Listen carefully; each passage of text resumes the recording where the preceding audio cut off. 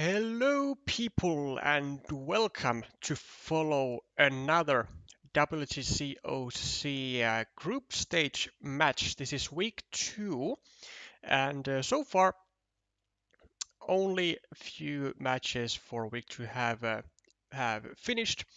We have had Finland, Catalonia, as well as Germany, Slovakia on uh, on Monday, and then um, Finland Catalonia was supposed to be on Monday, but it was delayed due to the major electrical blackouts on the Iberian Peninsula. And today we of course have Czech Republic versus the Netherlands. And as you can see, the lineups are just above me. We have on table 1, we have Martin Moises, who is might very well actually be the highest number of individual amount of times taken part to the individual world championships. I believe it's more than 10 times actually, which is insane. Maybe like what, 12, 13 times. And he will go up against Patrick Bekse with the screen name Bekse, also a player who has taken who has participated in the World Championships. Then on table 2 we have Martin Selinak, who was the 2024 attendee for Czech in the World Championships, and he'll go up against Zwollywud, that is Gert Versteeg. Table 3, Martin Borres, a lot of Martins for Czech, with the screen name Bormar, and he'll go up against Mark Galestian with the screen name Gottfried van Bouillon. Michaels, let's try to do with a reasonable pronunciation of Mikey's. That is Michal Barinka on table 4 up against Meeple over People. Well, that is Martin van Dortmund.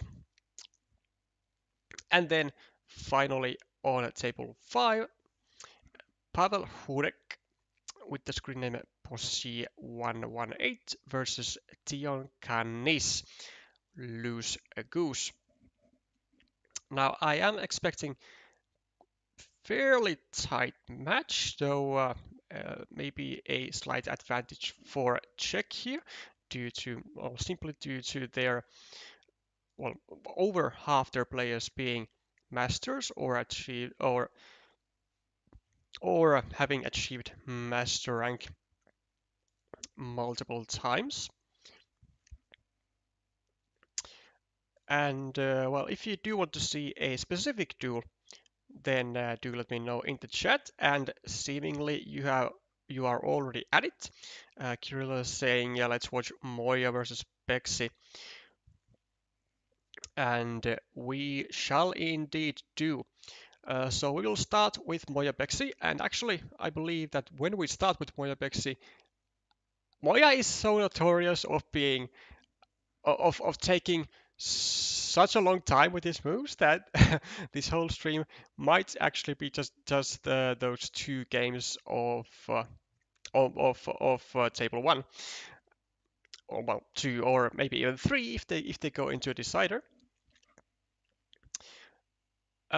Table 5 is unfortunately the only table which I don't think we will be focusing purely because this stream is also this match is also being streamed on another channel. It is being streamed by Utsematse, and he has specifically requested to be focusing on table 5.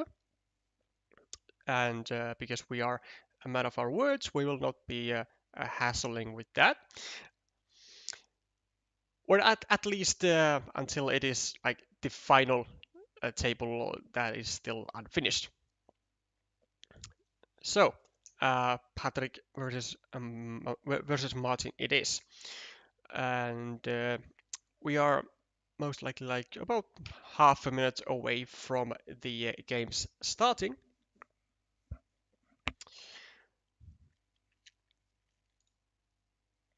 And do take into account that this stream is being is having a delay of 90 seconds due to the will and wish of the organizers.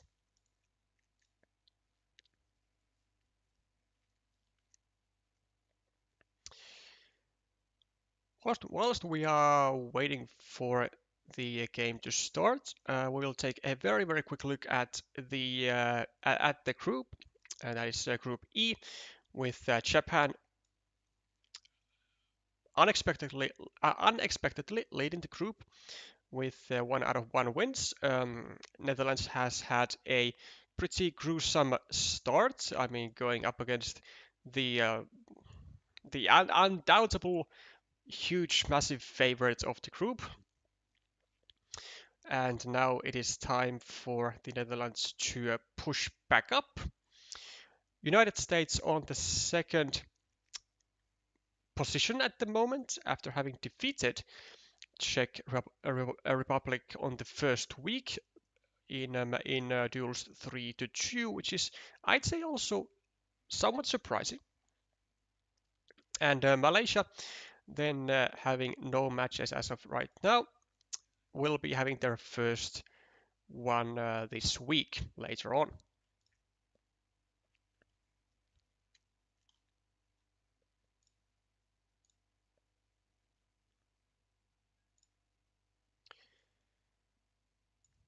Okay, and now we get into the games.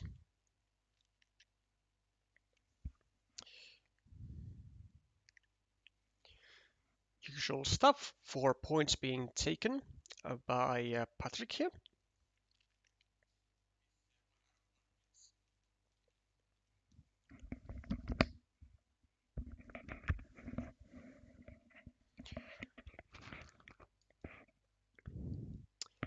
And a start of a road for Moya. And we should most likely, I would expect to be seeing just a continuation of the road on to the right so that it will create another platform later on to attack this city possibly, as Bekse I think is very likely to go over here and start making a Harumbas shaped city just because a city being started, continued, and finished with 4 Doritos is just a very efficient use and also aesthetically nicely looking city.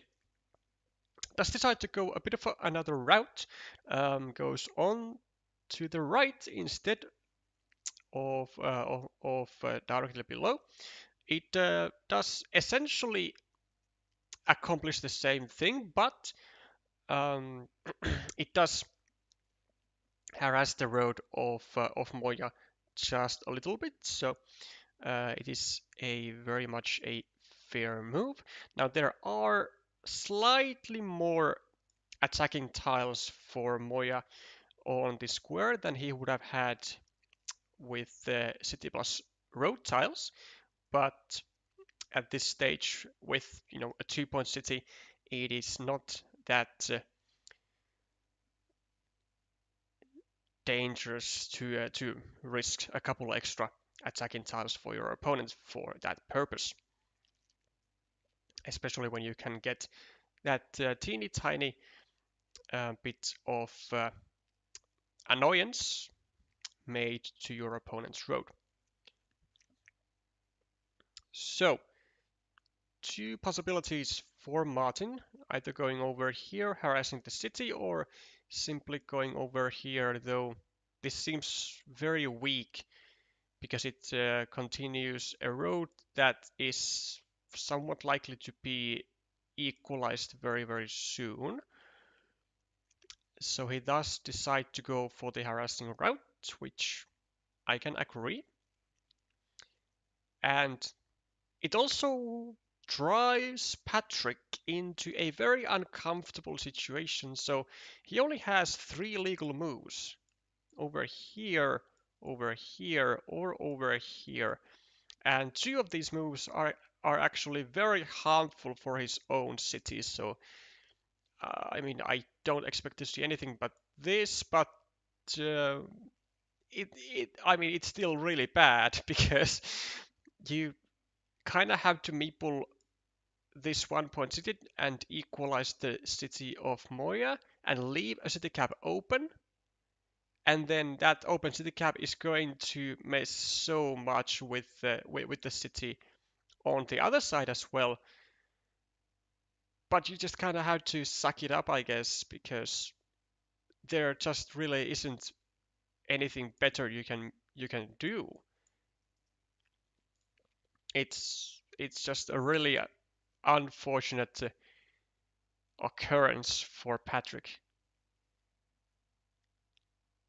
Because like here he of course limits or restricts his city to the 2 remaining daggers.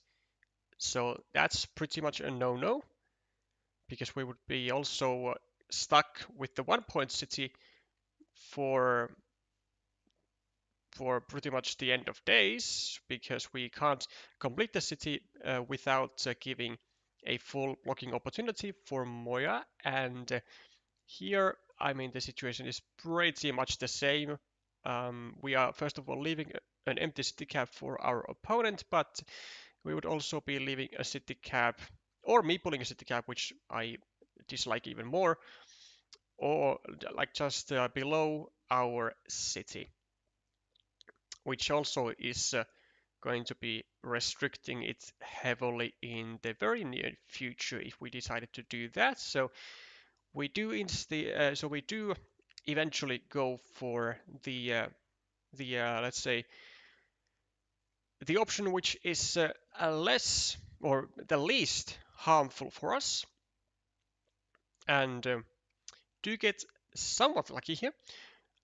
Moya not drawing any city tile for himself, and instead we get to take a juicy 4 points, and we get to point the other city cap towards our city, which makes our future plan of continuing the city very easy. So we are trying to get a Dorito plus a triple city, or maybe in some cases maybe a Dorito here and then a city cap over here. Just depends on which of the tiles is going to be drawn first. Meanwhile, Moya going with the crossroad, attacking the somewhat long-ish road with the second meeple and finishing his other road at the same time. Perfectly doable stuff, and I would assume that we are going to be seeing this move because it does protect the connection to the road, whilst also we are going to be able to start a city and leave the empty city caps so that only we can really benefit for it with like the maximum value. Like of course our opponent can go here with a city crossroad, but it gives 4 point to Patrick, but it also does give a road end for us. And whilst it would separate the roads from each other, it's not that huge of a problem. Then we can get another crossroad here and maybe get away with both of these roads very nicely.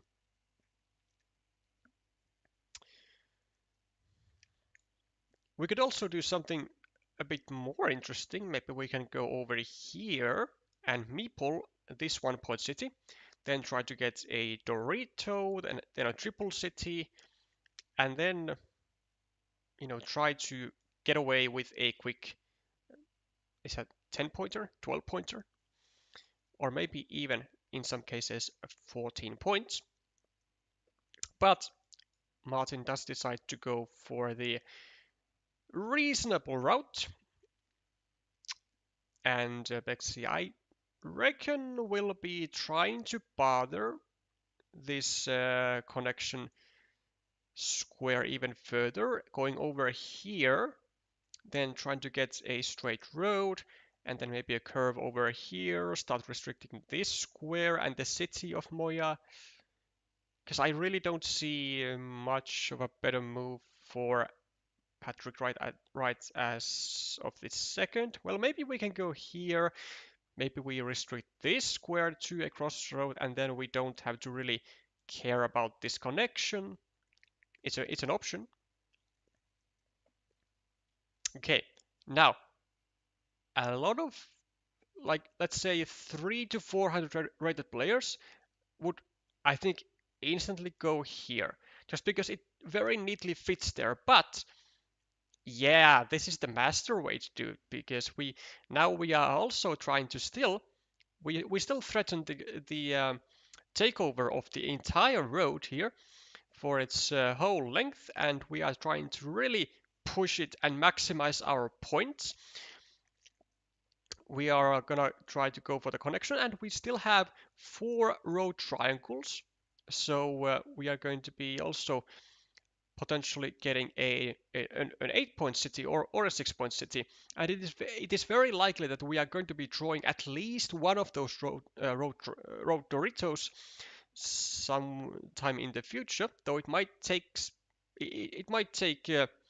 some time, but it does come with a huge move, though, as upon getting a road Dorito, it will also allow us to drop a farmer, which would already have 6 points on the field and 2 additional city caps,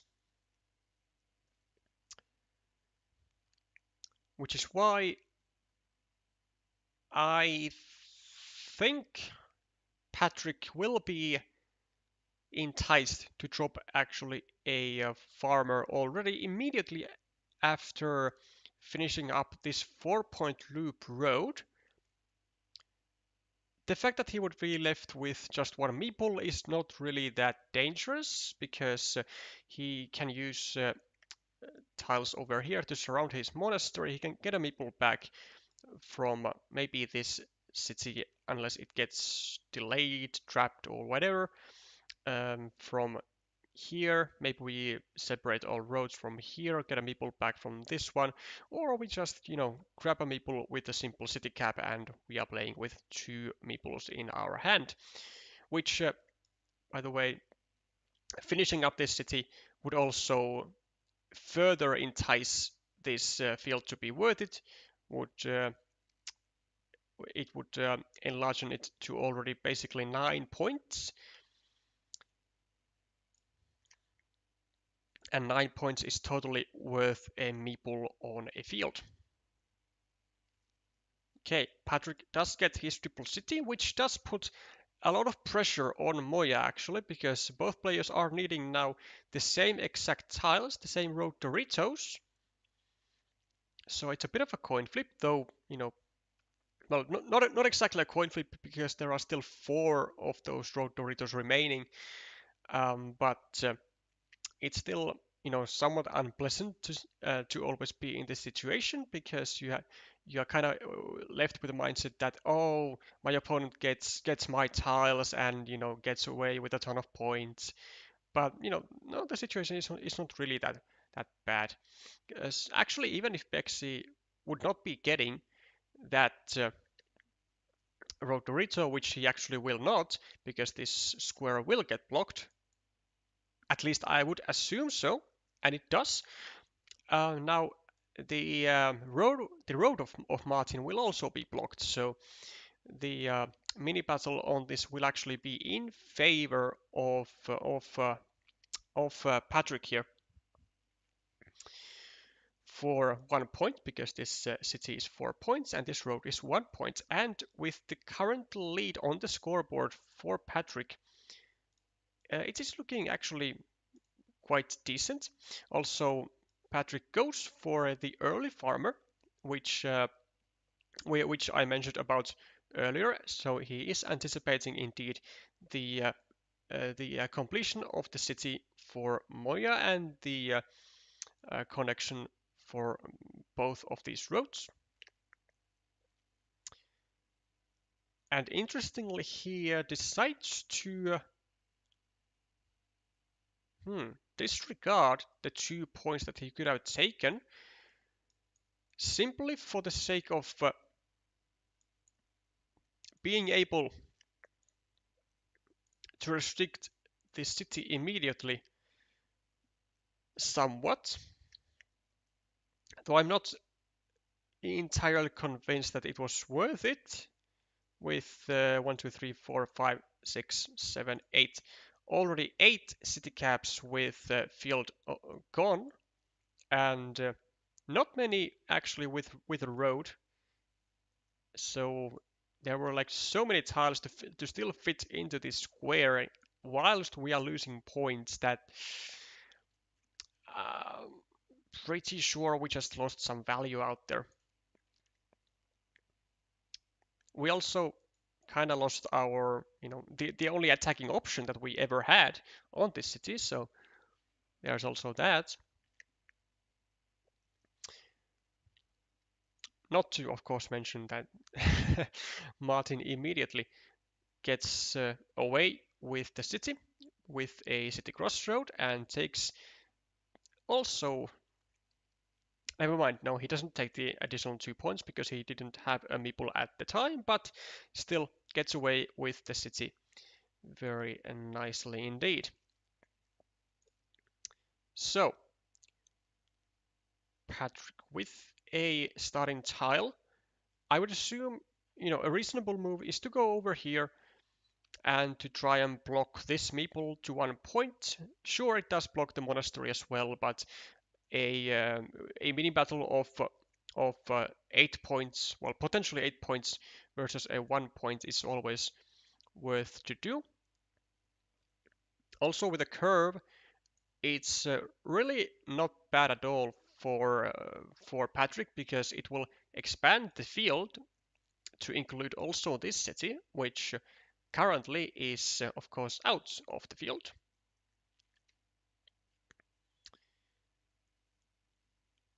And an interesting decision from Martin, already going for the field, which he deems to be worth enough to spend his final meeple on it, and kind of toss a coin with getting.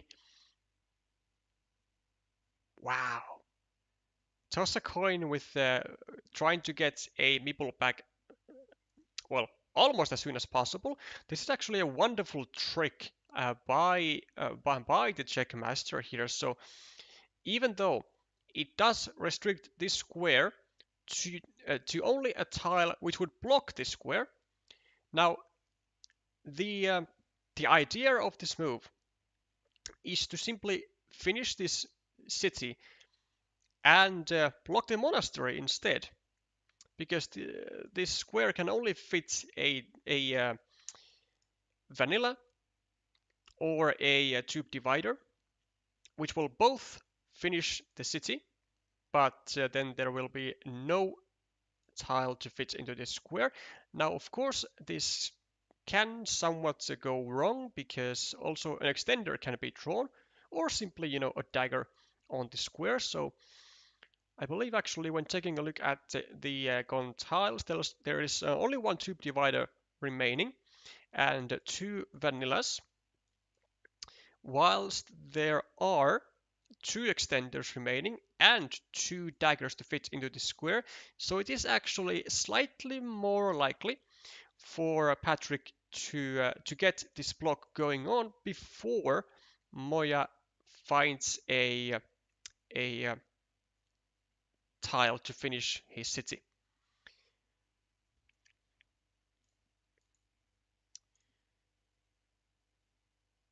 So, Bekse with two meeples was debating on. Actually, I'm not sure what he was debating on. Maybe a move like this, but with a 7-point monastery, I don't see how that would be justified when there is just this almost a perfect monastery spot, well, almost a perfect road monastery spot available there. And it has very neatly created another monastery spot just below it, with still two regular monasteries remaining, as well as a road monastery. And now we can see that the meeple shortage of Martin is striking back, as of course he has no meeples in hand, so Patrick is going to be able to simply pre-build features without meepling them, and he's just going to be waiting for quick point tiles to be able to score from those juicy 6 points. Maybe some city caps over here, build a completely new field, maybe do something else.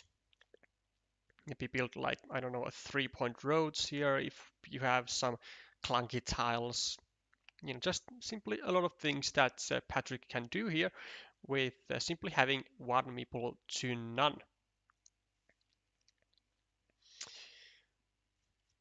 Hi Devaka, hi Mac. Nice to see you in the chat. Okay, finally a road triangle hits Martin, and the patient waiting pays off, as he is now not losing but winning the road, which is rather long now, 4, 5, 6, 7, 8, 9, 10, 11 points. And it is very, very difficult to attack to, as especially after this 4-point move here, because from whichever direction Patrick attacks from, then it is immediately restrictable to a crossroad. We also saw here how Patrick was kind of forced to sacrifice this shielded tile to his opponent's city for the sake of Moya not being able to get a vanilla, which he immediately after got, and get away with a city of his own whilst leaving this monastery to be doomed. So a -1 move there, but it was still very much necessary to do.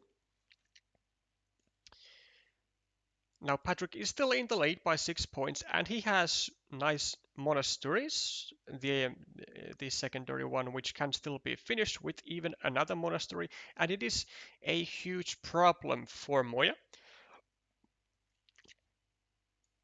With +6 on the board, +6 on the scoreboard, and +10, +18 versus basically this road. Bekse is, I believe, like +5 or 6 at the moment. And well, Moya still has to use a tile over here to actually connect to the field, but that shouldn't be an issue. There are likely quite many connection tiles still available, and by the quick looks, it indeed looks like that. So 3 regular curves plus all the monasteries, and maybe even some city tiles as well.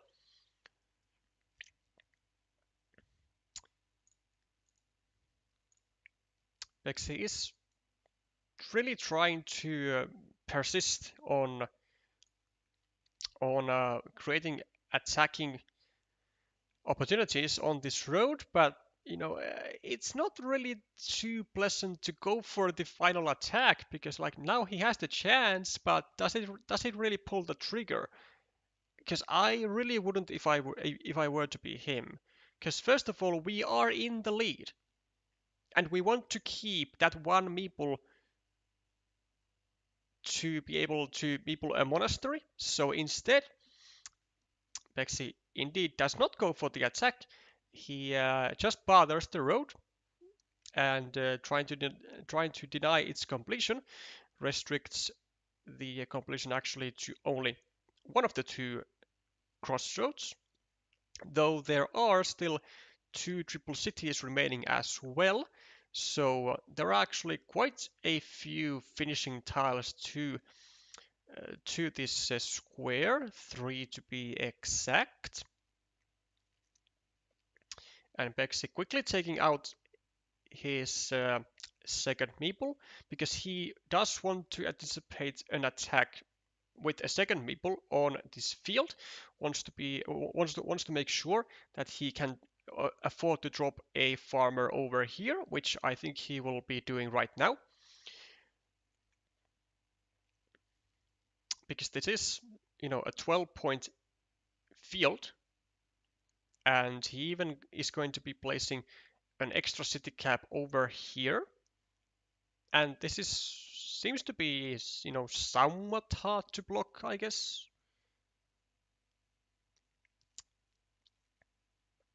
Because we do still have two regular curves after this, and maybe even vanillas, or a vanilla. 1, 2, 3, 4, 5. No vanillas.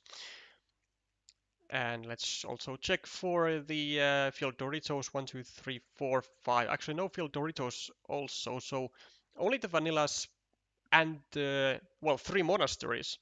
So still 5 tiles to connect through the bottom square. Now, of course, with no correct type of city tiles remaining, this connection will not be possible. There are no squares, there are no tiles to go into this square. Lots of monasteries left. That has to be a mistake. I'm not sure. I mean, most likely Raf is pointing towards this move here with three monasteries remaining. But I mean, this was also the final vanilla tile, right? So now this square was actually blockable also with a road Dorito or with a triple city with a road. And Martin is just simply wanting. Patrick is simply wanting to get his second meeple back into his hand so that he can do this exact move, so that he can invest the meeple immediately for a field attack.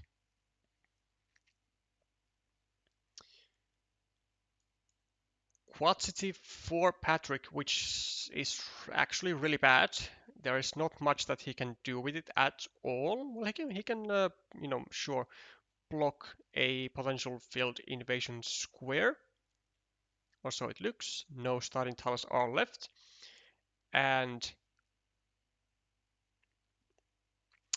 the road finishing move does now come for Martin, and should actually probably even drop either a farmer on this side or a city meeple, because with 6 tiles remaining and with 2 meeples in a hand, or well, basically 3, he would have had quite uh, quite a difficult time to use them all effectively.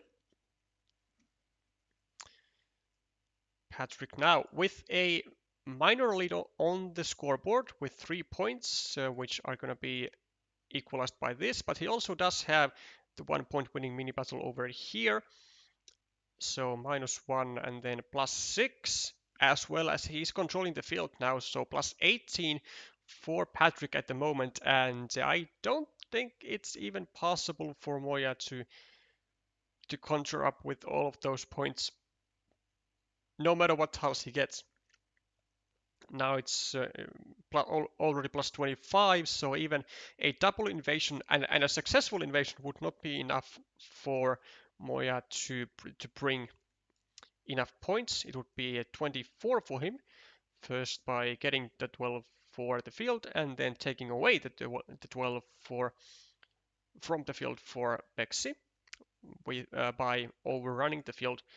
And even then, Moya would be behind in points, and Patrick would be left with one more meeple in his hand. So pretty much an impossible task.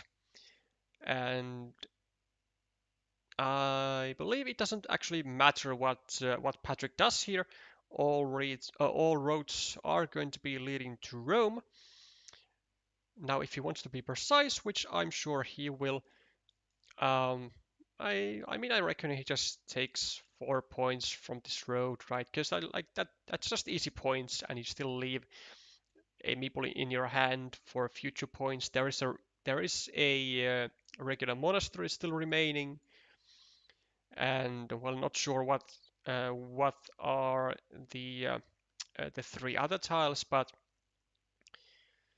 maybe a city capital of some sort. It doesn't really matter what Patrick does, but he does have only 30 seconds on the clock, same as Moya actually. So it is. I mean, he's gonna have to make moves like real quick. Yeah.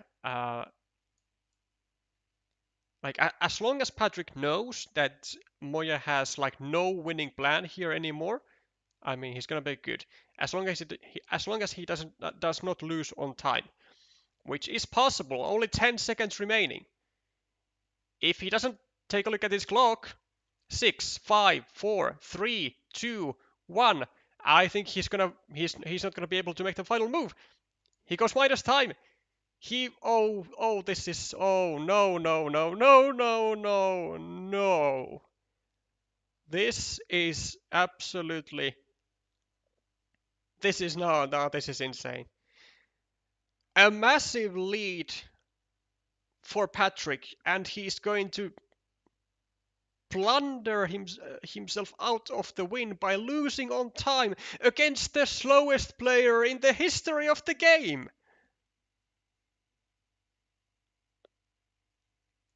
God, no.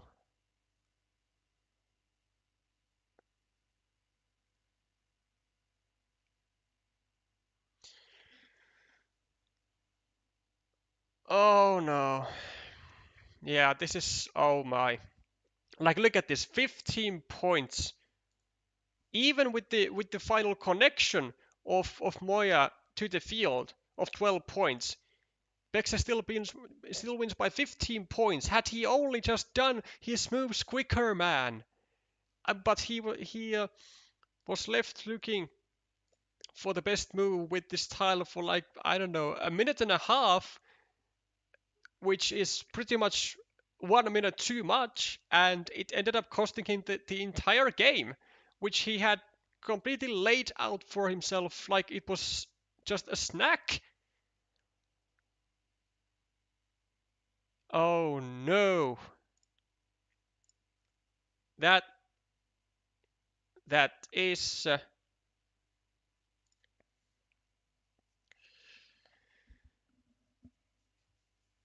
that is terrible for Bekse. I mean, yeah, because the rules are not friendly. He's gonna be losing this game. He's gonna be conceding this game. Very strange move was when Moya took straight road to opponent's city at the beginning. I mean, this one, yeah. I mean, it's not that far-fetched, you know. Like, it does share a square with the city, and it also threatens with two curves the unification of all roads, just like it actually did with with the other different tiles in the future.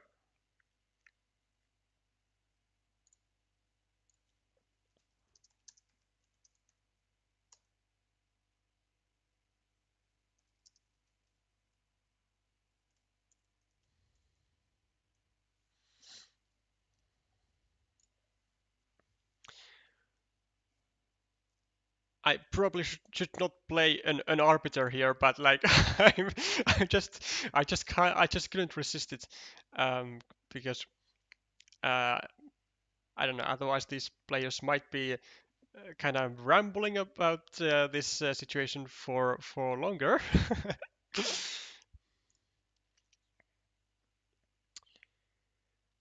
Oh, that is tragic.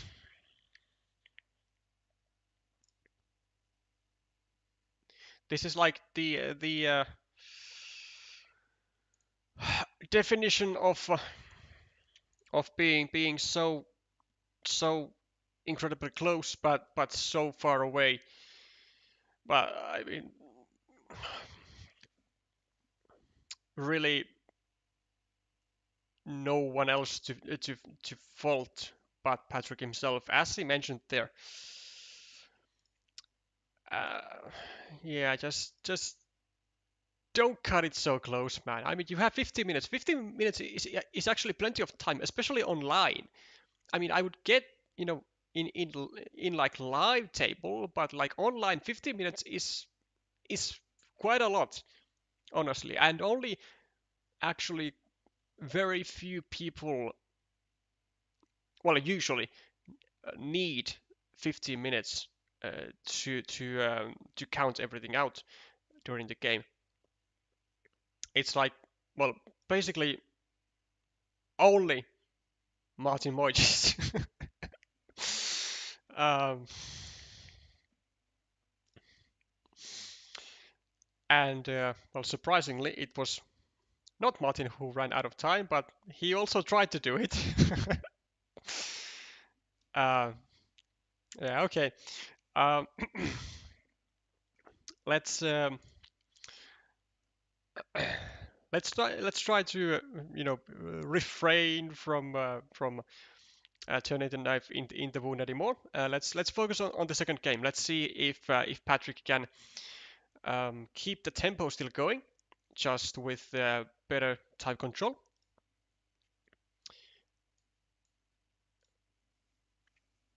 And let's see how it goes. All duels are of course best of 3, so it is going to be important for Patrick to regroup himself.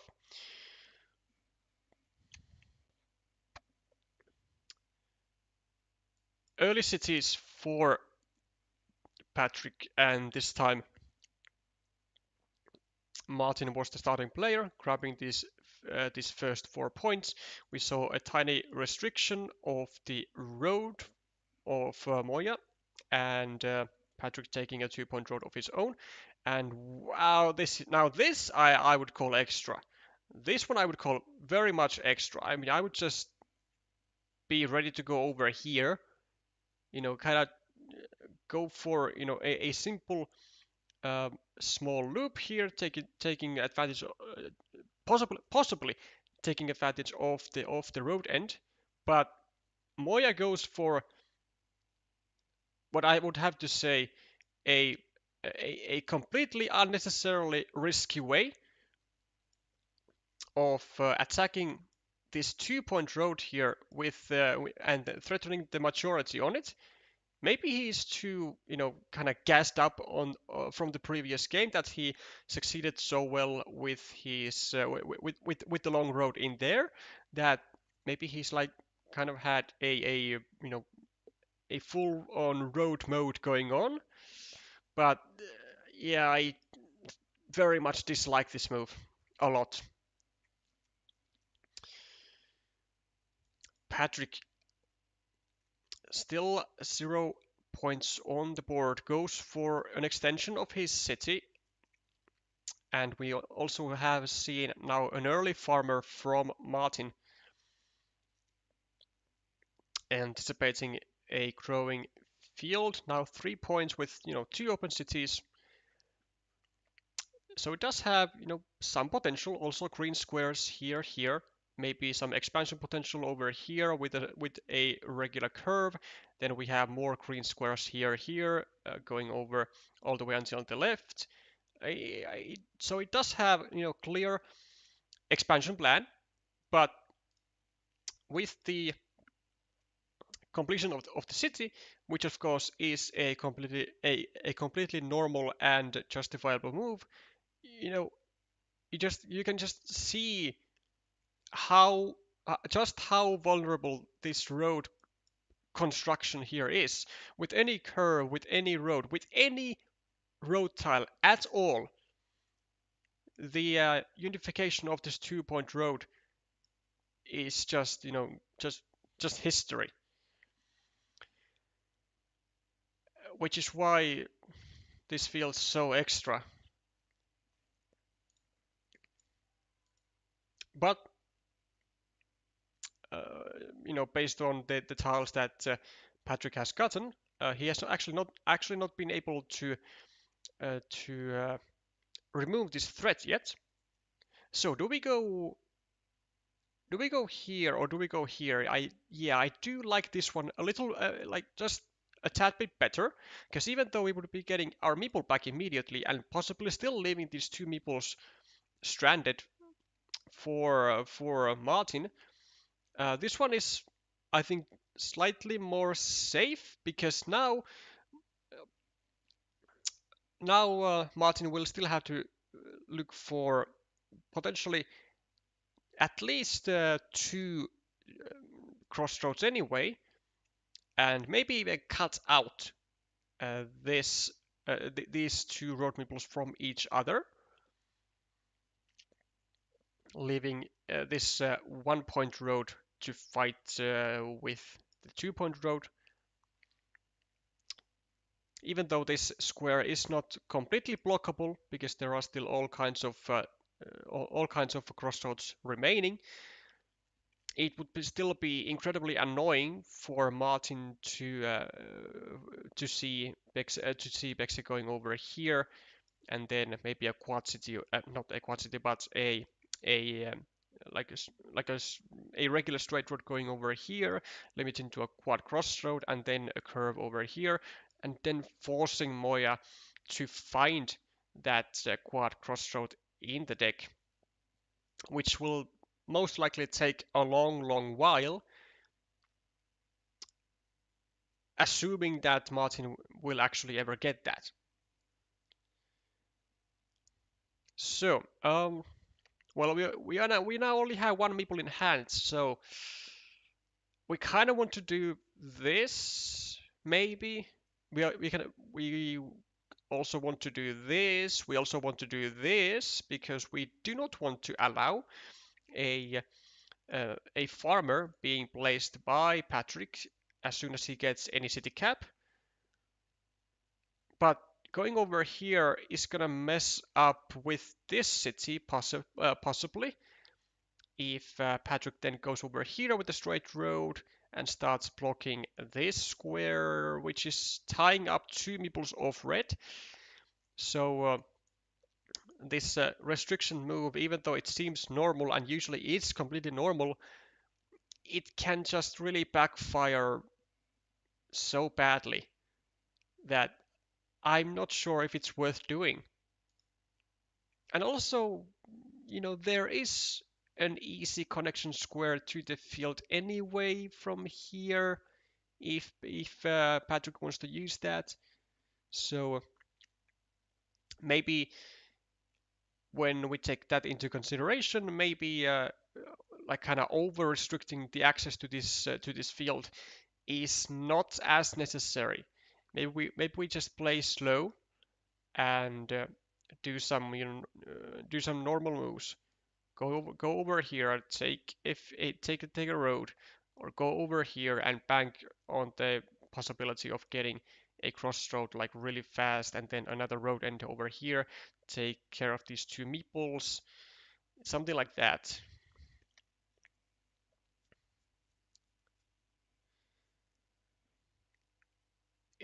Wow!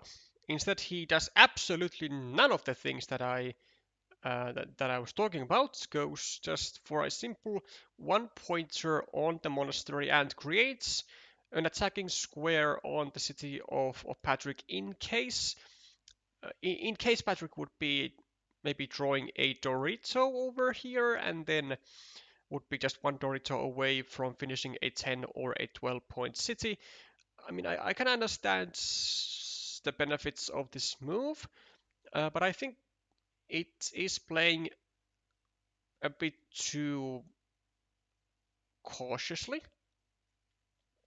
Because even if Patrick would actually get a Dorito, I don't think he's gonna go there. Just because it takes the pressure away from the monastery without the guarantee of the city being completed, and then with only one tile, Martin finishes up the city, finishes up the monastery, and creates an attacking square on the city. Like it's just it's just like too safe, too safe. Okay, now the quad crossroad is gone, so it is time for Martin to ask himself, what do you want to do? And I think the answer really is just we just go here and we save this square before it gets trapped to a quad crossroad, and then a curve is added on this square, because it's really not like in this situation. So if we go um, over here, or let's say Patrick goes over here, right? Um, and makes this square to a quad crossroad, then we as Moya can't really even go over here and restrict this to a crossroad and trying to deny the connection of these roads, because then also this square will get restricted to the quad crossroad, which is going to be horrible for Martin, because then we still have these both of these people trapped. We just have less points, right? But like he doesn't have a care in the world of limiting the square, and I really do think that Patrick should take advantage of that. Go over here, yeah.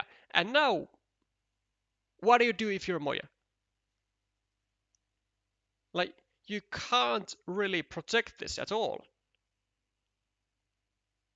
and you're just hoping and praying that Patrick does not draw a curve before you draw, like, well, really any road tile to prevent the connection here. A straight road, a curve, a crossroad, whatever.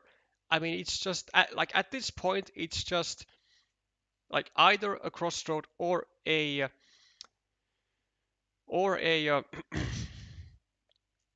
restriction to a crossroad is what Moya should really be doing, because just like nothing else that goes here is not going to benefit us. It's going to only further increase our trouble. And I very much doubt that Moya wants to see both of these people strapped. And simsalabim, there it is, some Finnish magic words, and we have successfully trapped both of Red's meeples as yellow for only 7 extra points, and we have an ongoing field fight. And would you imagine who is going to win a field fight? The player with less blocked meeples or the player with more blocked meeples? And usually the answer is the player with the less blocked meeples. That is correct. Very well done. And so now, as Moya, we are not in a good spot. We are in a terrible spot. Because whilst we do have the monasteries and they are decent and nice, uh, the fact is we have more blocked meeples, we have a pretty big 15, maybe soon going to be an 18-point field, which is going to be equal 2-2, and then Patrick will have more meeples to play with, assuming that he's going to get away with this Monastery Plus road, which at the moment are in a very safe spot, and he does get also a crossroad to liberate one of his meeples if he so wants to. Also, a very tempting move is to go over here, take this 4 points, and get a road finish indirectly with a straight road and a curve in the future. But yeah, this is also something that you can very much consider. Just taking an immediate second meeple to your hand, ensuring that you really do have um, the the power to, to drop a third farmer onto the field if you want to. Now there was a very tiny moment of this monastery potentially getting trapped because all of the daggers were out. All of the daggers with the right hand side curve were out. So maybe a city plus road tile was gonna go here and take the points, block the meeple, but didn't happen. Moya not getting a suitable tile to do that, and as a result, Patrick finding actually the most perfect tile. Well, the most perfect like two tiles actually to to not only finish the monastery but to also grab a very fast 10-point city. And now Patrick is with 3 meeples and 23 points extra on the scoreboard. And even if he would be getting this meeple trapped, which actually looks like pretty likely, though, well, never mind anymore. I mean, what does Moya even do? He is now losing the field with 3-2. Well, not quite yet, but like you can see, Patrick being able to connect over here and through and also through the city, that it is highly unlikely that this third meeple is not going to be unified. So plus 10 on the board for Patrick, a 10-point city incoming, which is going to be an extra one for, well, compared to the monastery, so plus 11, and then we have an 18-point field, so plus 29, then minus 7 for this road project, so plus 22, and then minus this city is going to be plus 13 for Patrick, and an extra meeple. So again, Patrick is sitting in a really nice spot here, but only this time Moya with less than 3 minutes on the clock, whilst Patrick has 9 minutes, and surely this time he will not be burning all his time, like just so, let's say so effortlessly that he will actually run out of time and also lose another game which he was completely having under control.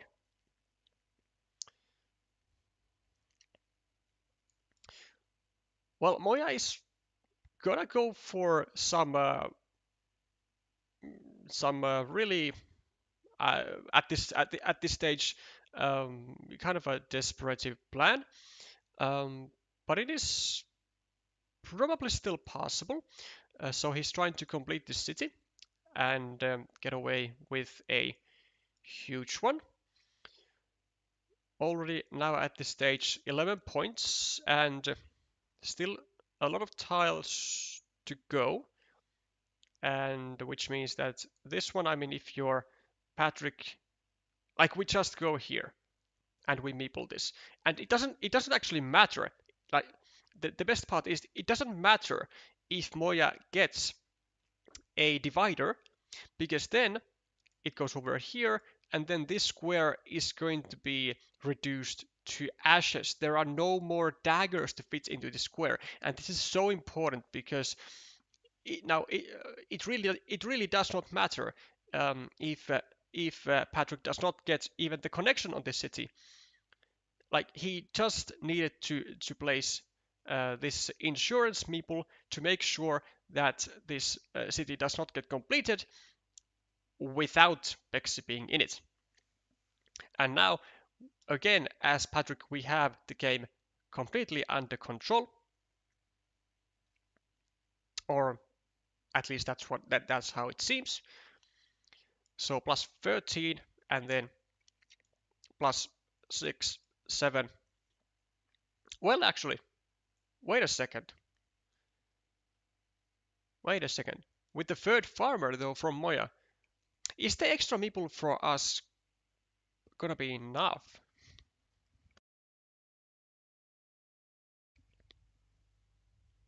Is there actually a chance for Moya to win this without... Yeah, like, if Moya just connects, can you actually win this? Wait, so plus 13, 15, 10, 6, 7. And then plus 5 for Moya at the moment, actually. Well, assuming this connection is going to be made. Well, there is actually a very much a realistic chance for Moya to win, but it does require that this connection does not happen. And this is actually, wow, what a tile for Moya. 1, 2, 3, 4, 5, 6, 7. There's now only one connection tile, but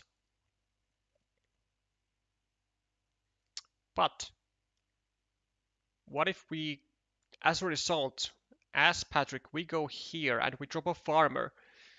Is that a good move? And I'm not sure it is. Because even though we would be winning the field with 0 meeples, with 10 tiles remaining, and after having made this move, which kind of conceded the monastery, but is trying to also enlarge the field and bring more farmers to it, with seemingly quite a lot of curves still remaining. 2, 3, 4, 5, 6, 7. Well, not actually a lot. One curve. Um, yeah, it's gonna be actually really tight. So Patrick is of course looking for the triple city to fit into this square, and I assume Martin will be blocking this meeple, or will he? I mean, because this is the perfect tile to also unify his third farmer, and he needs to do that. Or is Martin just simply looking to grab the curve and then connect? Yeah, I don't know about this though. I'm not sure if we can afford this. 1, 2, 3, 4, 5, 6, 7, 8. Honestly, as Patrick, I think we just go over here. With a quick count, there are still 2 Doritos remaining. 1, 2, 3, 4, 5, 6, 7, 8. 2 Doritos and the triple city. So we have connection tiles to go over here. Like 3 connection tiles. That is a lot of tiles.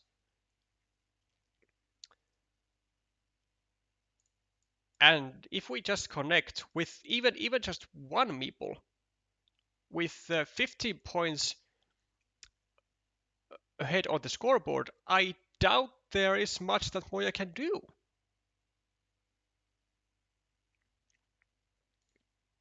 And like 3 tiles for the connection to be made on this city, that is only one in 8 chance that we don't get any of them.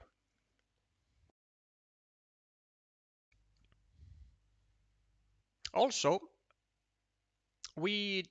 I did kind of forget that we have the extra 6 points also on this field. So plus 15, plus 21, 22, 16, 10. We are actually plus 2 at the moment, even with the connection of this farmer by red.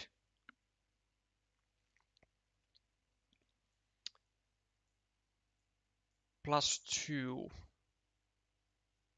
Well, there is certainly a universe where we lose if we go here.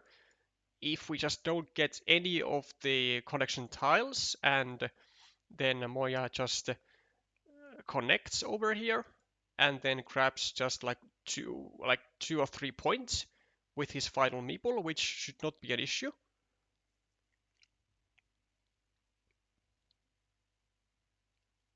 But Patrick does go for that move, and I do think it is. I mean, it just has to be one of the best moves that we can do, and we do get the connection immediately. Moya with a divider.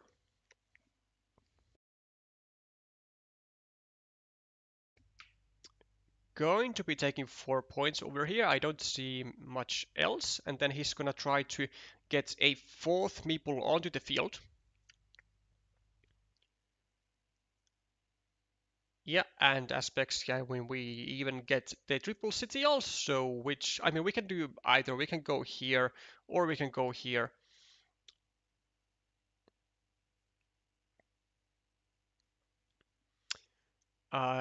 I think really either is fine, because this one is, well, assuming that there are tiles to still make the connection here for Moya, then I don't think that will even actually be enough for him. But just basically getting double time the points moved over from Moya to Bekse for the city. I mean, it should be more than enough to cover for this field, even if we lose it. I think. Not sure. 11, 17, 19, 14, 10, and this is equal. So like we are plus 11 right now, and this field is 1, 2, 3, 4, 5, 6, 7, like 21. So yeah, so we can go over here with what 16, 18, 20, 25, 27, 28, and yeah, if we just go here, there is no way that Moya will win. Then because then we will just be plus 28. Yeah, I think this is a small mistake, but actually no, it's not,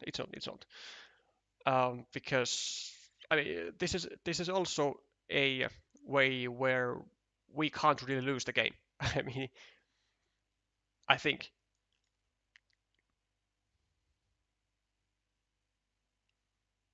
yeah, I don't think there was a way we could lose the game if we just go here. But also with this, I mean, same thing. I don't see a combo of tiles for Moya to connect to the field. Curve, Road Dorito. I mean, there's just nothing there. Yeah, so I mean, well, both are going to be 100% wins. And well, despite the tragic first game, we are going to be seeing a decider here between Martin Moises and Patrick Pekinutse. So nicely recovered from the first game by Patrick. Much better um, time control this time around, and also still was able to pretty much keep the game under control the whole time.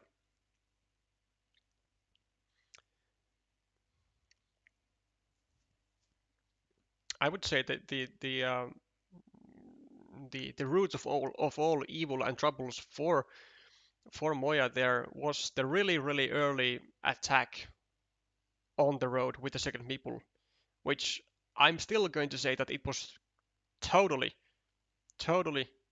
unnecessary.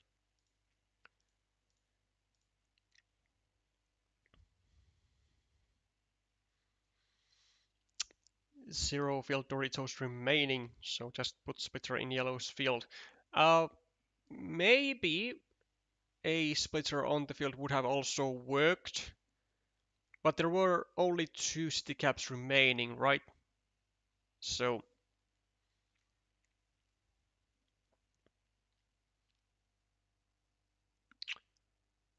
we would actually have like less valuable tile or less useful tiles for us than we had with an attack like straight away, right? Well, actually no. We would have like 2 city caps and the triple city versus the triple city and 2 Doritos, but there was also a chance of simply Martin actually dropping a 4th farmer by adding a, well, actually really any city tile onto his ruin on the left side and dropping a farmer there. So it was also kind of important that we took care of that one additional field connection opportunity, which was lingering there for actually for a long time, and surprisingly was not taken by either player.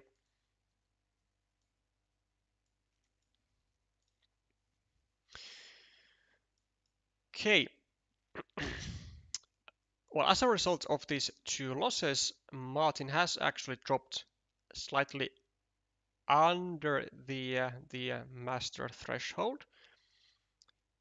Well, don't see much of a point here in attacking the 2-point road of Patrick, considering that we had our own road as well. But it does seem like Martin is really pushing for aggressive road play on each of his games, which might be actually something to take a note of for every future opponent of Martin.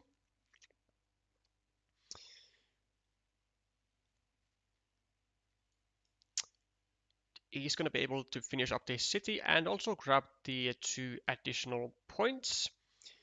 Has also found this nice idea of going for a second fairly safe attack, or an indirect attack, let's say, on to this city, and Patrick responds with an attack of his own. And now it is vital to note that this meeple is in a far better spot than this 1-point meeple regarding the attacks on the city. Well, first of all, of course, because this yellow meeple is already attacking the city, and this one needs a triple city or a Dorito to go. But with a Dorito, this will actually be a really uncomfortable spot for Martin, because he will be limited to 3 or 4 points versus a potential growing ruin of his opponent, and thus Martin would be the only player to actually want to place a quad city over here, whilst Patrick would be simply adding maybe, I don't know, an extender over here and then the quad city over here, and going off with a winning mini battle. Now, I am assuming to see this move. So Moya restricting the square to the quad city, also heavily restricting the possibilities of this 1-point city to grow. Now it is going to be most likely Patrick who will have the who is going to be incentivized to place the quad city over here because he does currently have less points with this structure than his opponent, and Martin is going to be the one who will be looking to grow his own ruin part. But look at this, a wonderful move, not a wonderful move, but a wonderful tile for Bekse. I was about to say to go over here, but yeah, it simply takes 2 points at the top, which I really don't like this though. Like I really do not like this move because this was the best possible tile for Patrick to grow this side of the ruin and then start making like slow point scoring moves himself. Maybe a uh, a field Dorito over here, then a then a quad city over here, then keep going with more triple cities and leaving this guy maybe to only 3 points with a little bit of restriction over here. But now you only have one triple city with a road remaining in the deck, and the road triangles, which are really not that ideal in continuing this city or the city part, because you will be leaving a 3-point road up for grabs. And road triangles are also easier to actually like maneuver around with building like actual cities like worth 6 or 8 points. We also see a really annoying move from Martin, really. So recognizing that there is only one dagger with the right hand side curve remaining, he is trying to do Patrick what Patrick has caused to him of limiting the road to that one remaining dagger by turning the road to the right. Now there was an alternative move for Patrick to go over here and actually use this road end, but he was probably worried about his road getting directed to the right immediately, and thus this move actually like not being as effective anymore. Now he could still do it, or he can go over here for a complete block, or he can go over here for a really safe move. Not sure what is the best here. I feel like I would be like really tempted to do this because it's just like, you know, instant 3 points. You have safety on your road on this side, which can now be actually directed upwards, and it will be kind of a hassle and nuisance at least to find another tile that would then go over here, even with the risk of getting this road restricted to the one remaining dagger. I mean, I think this is still like just a like a fairly good move, you know. This one, not so much. I mean, yeah, it does block the road immediately, but we would then be kind of forced to take yet another 4-point road or 3-point road, whilst we have this going on, this going on, then this going on. It's like 3 roads is an overkill, yeah, and oh, he doesn't even take the road, leaving a 4-point road out there for grabs. in a situation where Moya doesn't even have a single road of his own, and like that is, uh, I feel like we are losing points here, but looks like Patrick did make, at least in the short term, the correct move, as Martin finds the one missing dagger, which would have fit over here just a couple of moves ago, but now the meeple is fully blocked and has to find some other means. Now, a good move would be over here, starting a new city, or over here, whichever way really goes, because then immediately on the next move we can go here with a straight road and block this guy again to the dagger, which then would no longer exist. The quad city is there, and now we can see when Martin is going to go over here, he is going to cause a lot of trouble, to, first of all, this monastery here, which now is going to have to continue purely a feature of his opponent in order to get ever out, and then this guy stuck to only 1 point and no, well, really no chance of ever getting out of this, as long as Moya just goes over here and kills the square, which he does immediately. And now we can see why it was so incredibly important to not use these 2 points at the top, but to enlarge your own part of the city and take these 2 points. Because now we are in a tremendously losing mini battle, and our opponent has a like a huge potential of growing this ruin as much as he possibly ever would like to. It's a huge issue. Plus, we are also -4 on the scoreboard as yellow. So that's also not ideal.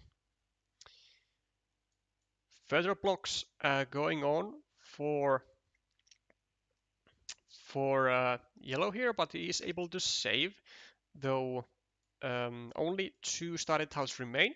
Still, it is a 75% chance of getting this meeple out, even though we potentially will have to wait for a while. Now Moya with 1 meeple. Well, we could actually do something like this. So we could go over here. No, actually, I think that just this is better. So we are gonna be taking away a crossroad possibility from Patrick of finishing his road and leaving the red meeple to 3 points and hunting for a new road end. But there is a completely another idea in Moya's head, and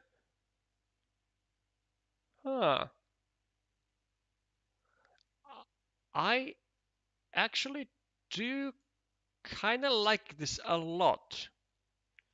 Did not even think about this possibility, but now it does take away, first of all, some tiles for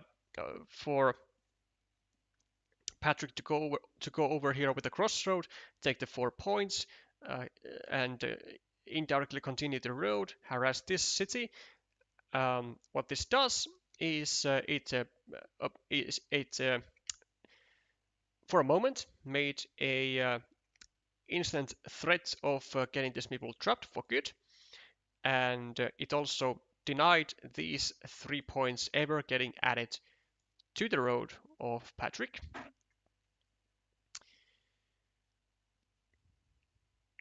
So another +2 to the ruin of Martin, and now threatening to kill off this square, and thus threatening to kill off this monastery which Patrick not able to save at all with the straight road, which for him is of course pretty gruesome. Simply continues his road for one more point.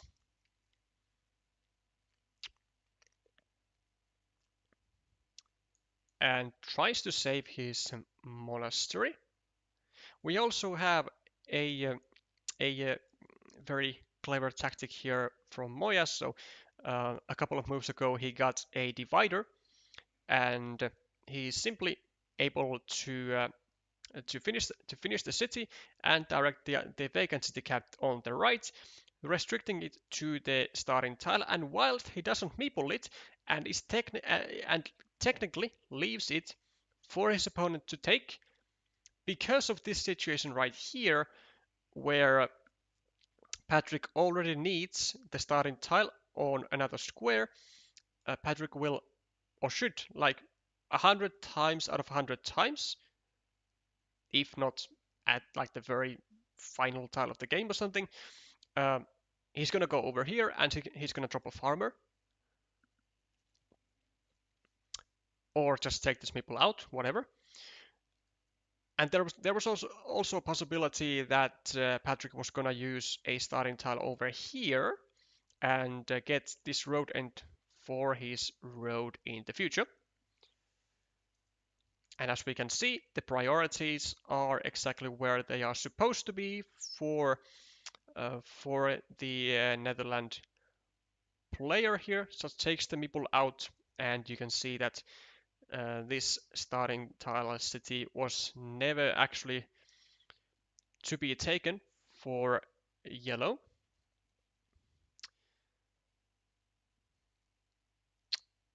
A city crossroad for Bekse. Now what does he come up with it? I mean, there is a shot at us going over here, I guess, if we want to really push for this meeple getting back into our hand. Or maybe we need to do something a bit more actionable. Just take these 4 points here and prepare an 8-point city. It would be a gamble, but at this stage, when we are minus 13 on the scoreboard, we are losing on this ruin here. It does start to look like we indeed do have to make sacrifices, and we have to start creating some volatility. Plus 13, these are equal. Plus 15, these are equal. These are equal. 13, 24, 16. So plus 16 for for Martin here, and with equal meeples and with really no real advantages over red with the potentially returnable meeples, I'm just leaning towards the volatility here. Even though there are still 24 tiles remaining, and there could potentially be a lot of stuff that we could still do. Whoa. Okay. Okay. Um. Well, 1, 2. So there are still 3 vanillas to fit into this square. Um. But there is a small issue that we also need a vanilla over here.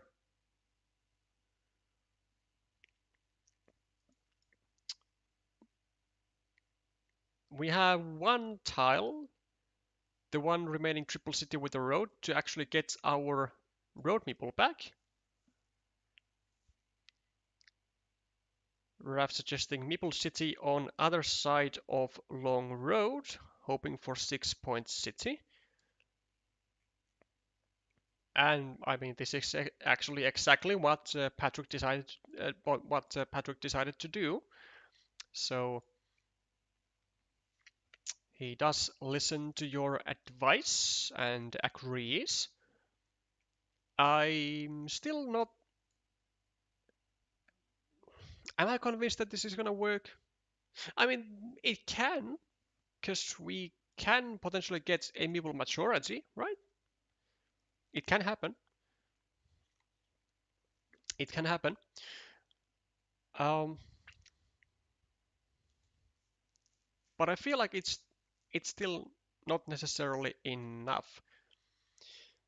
But we'll see. We'll see. So Martin is okay, starting a new city and adding 1 point to his ruin. That's all fine.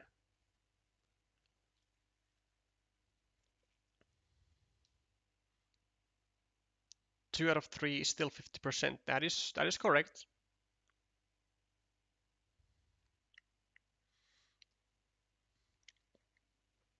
For those of you who don't know what RAF um, is kind of pointing towards is that you have is that when there are uh, three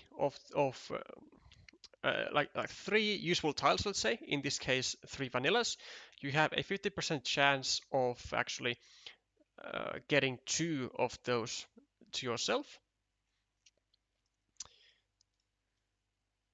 So first one going, of course, here, and the second one over here, because we might potentially need both. Might. And well, the more I see Martin scoring, the more I am believing that we do indeed need both of those tiles. Interestingly now, though, there is a possibility that we get a city plus road tile and we attack this city and we get the triple city to connect and we also get the meeple out. So this might actually backfire this one small city for Moya. Well, let's see just how many attacking tiles do we actually have as yellow. Maybe not that much. And well, it doesn't matter anymore as Martin very wisely takes out this exact possibility of the attacking happening and the triple city being drawn. Patrick still goes for the potential salvation of the city, of the roads, excuse me. Which, oh no, is it gonna get snatched? Oh, this would be quite something. Like we have seen Moya being aggressive with road plays, but now this I don't think that this is even all that aggressive. This is just good. 1, 2, 3, 4, 5, 6, 7, 8, 9, 10, 11, 12, 13, 14, 15, 16, 17, 18. Although I mean there are still there are actually only two curvy tiles in the deck. Um, and maybe point-wise we did not even have to necessarily make this. So there is a road Dorito and I assume a regular curve. 1, 2, 3, 4, 5, 6, 7.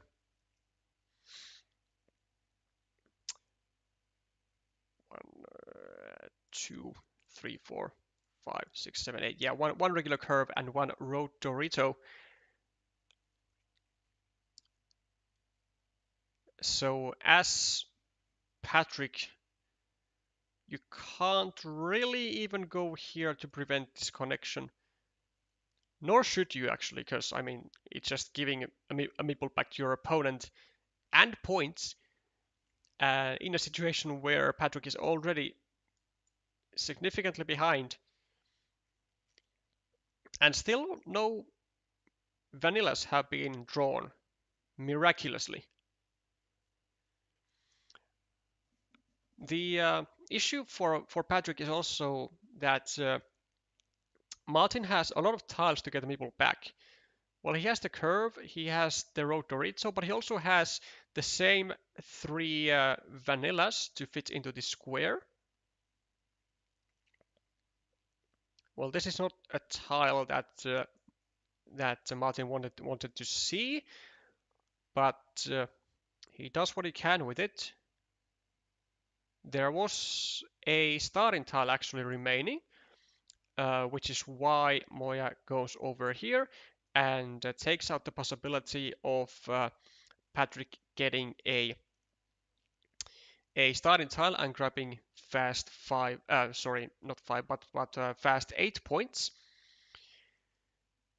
And now we see, as Patrick, we go for the kill moves here. So we are trying to get the final road to Rito, but it is not to be. Martin unfortunately gets it, and I assume he is going to connect over here. There's really nothing else to do. This is the whole plan, and this is the final curvy tile in the deck. So I mean, this is just it. And this should be definitely game over. With plus 25 on the scoreboard, plus 20, 12, and with this rather large ruin and all these teeny tiny extra features on the board as well. With 4 tiles, I mean, there is just no way that Patrick is going to come up with the wizardry of conjuring like over 30 points with the remaining tiles, whilst his opponent still has 2 tiles actually, no, not 2 tiles, but 2 meeples in hand, and Martin obviously also going to be scoring more points, so maybe upwards of 40 points is what Patrick would have to do, but that is just simply not possible with this board texture where there are no big fields and no, well, not big enough features, even if there are tiles to finish them, which I actually think there are still. I think there are still 2 of those vanillas remaining, or 3. One, two, two vanillas still, 2 vanillas remaining. So Martin can just actually, I think this is a mistake. I would have wanted to see Martin just going over here, grabbing a 6-point city, and then apparently there was also even more city caps remaining. So, you know, just finishing up the city or trying to finish up the city and grabbing a 6-point field, uh, I think would have been, you know, much better for Martin, but not that it really has any any negative consequences when you are up as much as Martin here is. Patrick still needs to figure out that he has the or at least one out, the vanilla remaining. So I think he should be still going over here or over here. Doesn't really matter which side he goes to.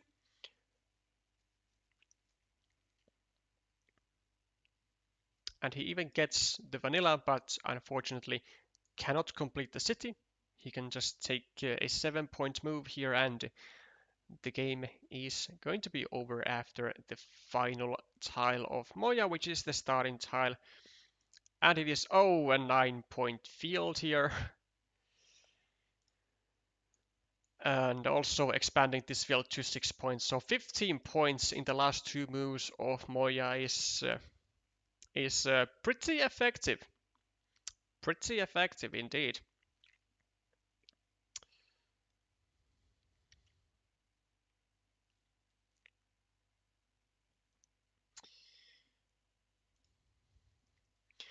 And actually, yeah, now as a result of that first game, it is unfortunately gonna go down not so well for Patrick as he loses the decider, and Martin is going to snatch the match point from this duel,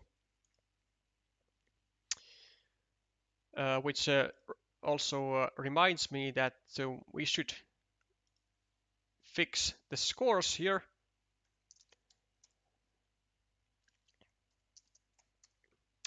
And we shall also update scores for the other tables as well. So it seems that we are actually ready, well, expectedly, on actually all tables. And Czech Republic has won 3-2 with table number 2 finishing in Martin Selinak's 2-1 win.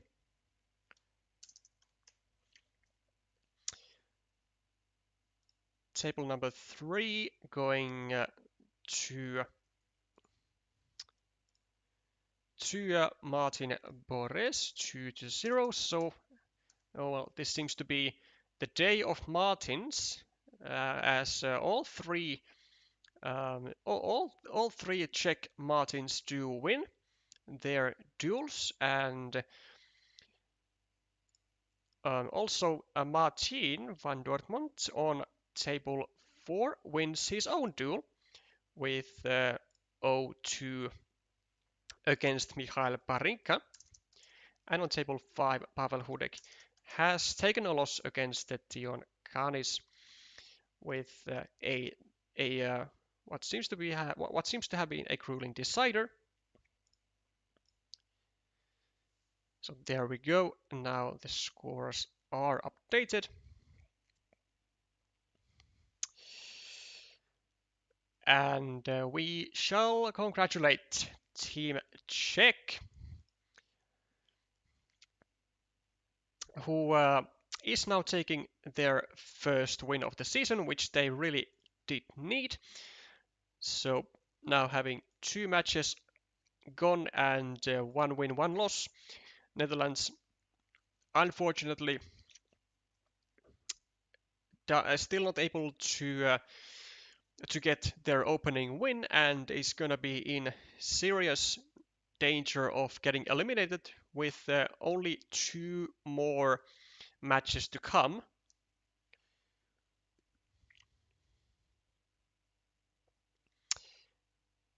Hello there, Bekse. Yeah, certainly that is quite a unfortunate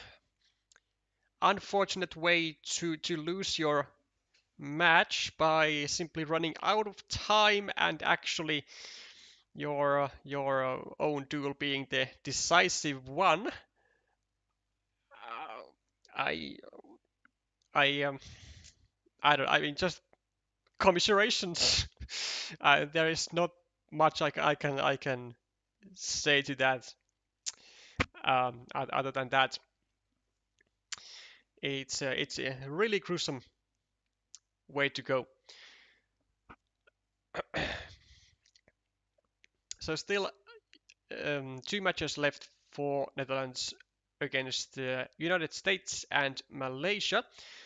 They will absolutely have to win both of those if they want to have even the slightest chance of being in the top 3 and try to fight for the playoff spot.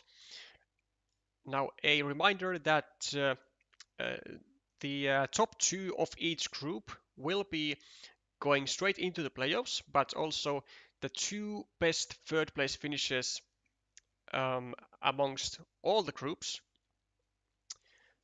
are going to also cover the final 2 playoff spots, which means that not only not only does your match wins count, but also your other tiebreakers, which are the duels won minus duels lost, and then also games won minus games lost, and thus the fact that Netherlands took down 2 duels despite not winning the match is going to be very important in terms of counting up the the tiebreakers, though 0-5 against Japan is really not something that you want to see because you don't even get any tiebreakers for the dual wins, which is yeah not really helping the chances of your team to qualify through those needed tiebreakers. The future matches that we have are going to be 2 days away. The next one, when we have Tunisia versus Croatia in group, I think it's E or F. Neither. G. My alphabets are not in shape. So Group G on May 2nd with Tunisia versus Croatia. Croatia who took with an unexpected win and an unexpected 5-0 win of Latvia are certainly looking to continue their strong start, and Tunisia is getting into the game now with their first match of the season. And then so far no other matches have been scheduled before that. Then we have 3rd and 4th of May, so naturally on weekend timings with almost everything else, and Saturday so thus Saturday and Sunday are going to be extremely packed, full of action. As we can see, we have 1, 2, 3, 4, 5, 6, 7 matches on Sunday, and also 5 matches on Saturday. So it's going to be really busy, almost from midday to late evening for all Carcassonne. Well, let's say for all avid Carcassonne enjoyers, streamers, well, like support staff or team supporters, whoever is interested on this content anyway. So that is going to be a pretty exciting weekend. Once again, congratulations to Czech Republic on your opening win. And that is where we are going to be wrapping up this stream for today. Thank you all for joining. Thank you all for sticking all the way until the end. And if you do enjoy this type of Carcassonne content, then there is an easy way to support the channel by subscribing and giving a like on the stream.